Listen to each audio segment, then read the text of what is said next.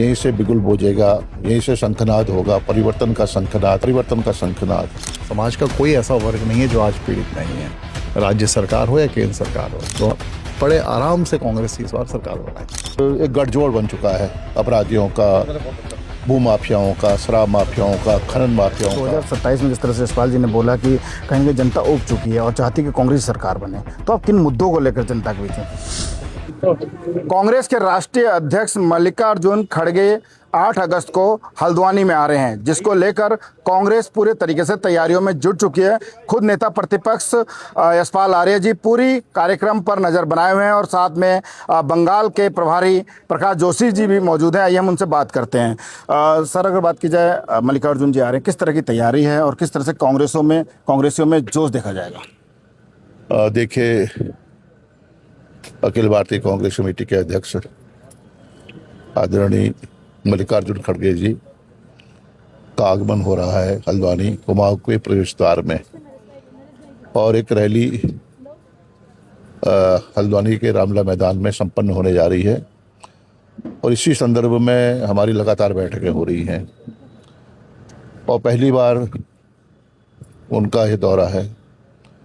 कार्यकर्ताओं में जोश भी है, उत्साह भी है और सभी लोग मिलजुल कर एकजुट होकर इस दौरे को सफल बनाना चाहते हैं, एक संदेश भी देना चाहते हैं। और यह चुनाव के करीब आ चुके हैं।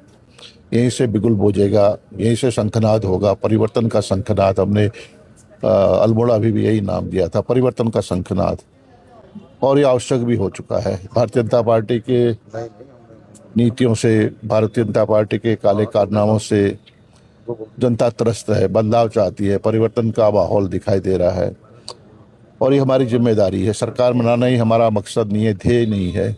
हम चाहते हैं कि भारतीय जनता पार्टी जैसी पार्टी जो वायदे करती है, उत्पीड़न करती है, और जिस तरह से पूरा प्रदेश में भ्रष्टाचार चरम सीमा पर है, जंगल राज कायम हो चुका है और एक गठजोड़ बन चुका है अपराधियों का, भूमाफियाओं का, शराब माफियाओं का, खनन माफियाओं का, अधिकारियों और माफियाओं का एक गठजोड़ बन चुका है और सरकार का पूरा संरक्षण है।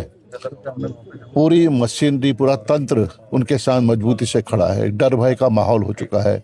नौजवान परेशान है, नौजवानों के हाथ में काम नहीं है। इतना बड़ा आंदोलन, इतना बड़ा सैलाब युवाओं का अपने हक के लिए जंतर मंतर में दिखाई दिया। पेपर लीक होता है, पेपर सेल हो जाते हैं। ये विडंबना है। ये भविष्य के सपनों को कुचलने की कोशिश भारतीय जनता पार्टी की केंद्र सरकार हो या राज्य सरकार हो करने जा रही है। हद हो जाती है जब एक तरफ जंतर मंतर पर धरना प्रदर्शन हो रहा है और दूसरी तरफ तकनीकी विश्वविद्यालय में पेपर लीक हो जाता है उत्तराखंड में। तो ये शर्म नहीं है, डर नहीं है, लेकिन जनता जवाब देने को तैयार है।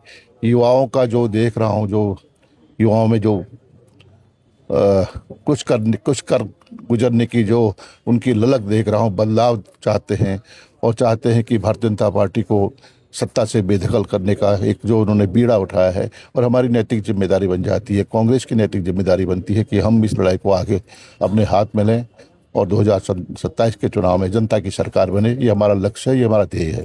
सर, पूरा उत्तराखंड को फोकस कर रखा है। कभी राहुल गांधी जी आते हैं, कभी आपकी प्रभारी जी आती हैं और उसके अलावा खड़गे साहब यहाँ पर आ रहे हैं। तो माना जाए कि पूरी तरीके से 2027 का चुनाव अपने नियंत्रण में करना चाहते हैं आप लोग। देखिए, एक आदरणीय राहुल गांधी जी हों या हमारे कांग्रेस अध्यक्ष माननीय खड़गे साहब हों, हमारे संगठन महासचिव आदरणीय वेणुगोपाल जी, जो 2 दिन का प्रवास रहा है देहरादून में, पूरा समय दिया उन्होंने। संगठन के सभी अनुषांगिक संगठनों के साथ बातचीत की, संगठन के प्रमुख नेताओं से बात की, जो हमारे राजनीतिक मामलों की समिति है उनसे वार्ता की और कुछ दिशा निर्देश भी दिया है। बड़ी उम्मीदें भी हैं।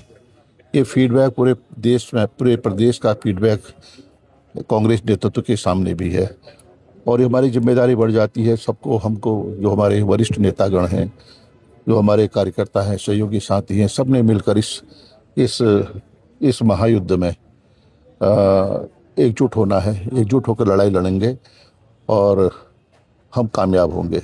ये आवश्यक हो चुका है बदलाव के लिए, नौजवानों के भविष्य को सुरक्षित करने के लिए। किसानों की आय को दुगने करने वाली भाजपा की सरकार किसानों को उनका उपज का उचित मूल्य भी नहीं दे पा रही है। नौजवानों के हाथ में काम नहीं है, बेरोजगारी बढ़ती जा रही है, पलायन हो रहा है, शिक्षा व्यवस्था पूरी तरह ध्वस्त हो चुकी है, अस्पतालों में डॉक्टर नहीं है और विकास का नारा खोखला हो चुका है। जो हमारा गरीब समाज है, आम आदमी है, वंचित समाज है, शोषित समाज है, दलित समाज है, जो पिछड़े वर्ग के लोग हैं, जो अकलियतों के लोग हैं, उनमें उनके अधिकारों को कुचलने की कोशिश की जा रही है। और जो सामाजिक जो हमारे सामाजिक सरोकारों से जुड़े हुए सवाल थे उनको कुचला जा रहा है। और जो हमारे फंड्स हैं जो जो जिनको हम मुख्य धारा में लाना चाहती थी कांग्रेस, उन लोगों के बजट में कटौती की जा रही है। तमाम मुद्दे हैं और ये सरकार पर जनता का भरोसा उठ गया है। मेरा मानना है कि बहुत बड़े परिवर्तन की शुभ उगाहट शुरू हो चुकी है। जनता इस चुनाव को अपने हाथ में लेगी और जीत हासिल होगी। एक ही लक्ष्य है, एक ही उद्देश्य है हमारा। ये थे यशपाल जी जो साफ तौर से मान रहे हैं 2027 का चुनाव कहीं ना कहीं कांग्रेस के पक्ष में रहेगा। हमारे साथ प्रकाश जोशी जी हैं। सबसे पहले तो मैं आपको बधाई दूंगा कि आप बंगाल के प्रभारी भी हो गए हैं और कहीं ना कहीं आपका स्वागत भी हो रहा है। खासकर अगर उत्तराखंड को फोकस किया जाए तो 2027 में जिस तरह से यशपाल जी ने बोला कि कहीं ना कहीं जनता उब चुकी है और चाहती है कि कांग्रेस सरकार बने, तो आप किन मुद्दों को लेकर जनता के बीच में फिर जाएंगे? नहीं, निश्चित तौर पर कांग्रेस की सरकार तो बन ही रही है, मतलब लोग भी चाह रहे हैं और कांग्रेस की पूरी ताकत से, पूरी एकजुटता के साथ में कांग्रेस की सरकार बनाने के लिए पूरा नेतृत्व तो हमारा एकजुटता इस समय और बन रही है। मुद्दों की कोई कमी नहीं है। समाज का कोई ऐसा वर्ग नहीं है जो आज पीड़ित नहीं है।